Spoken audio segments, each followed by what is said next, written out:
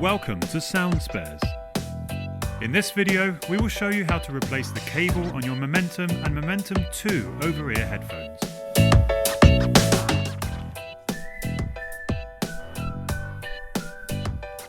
Firmly grasp the headphones.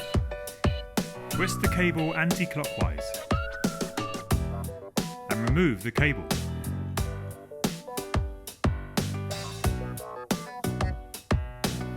Now replace the cable.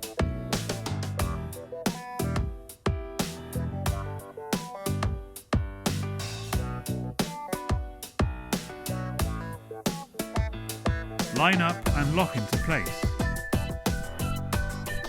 Then twist clockwise.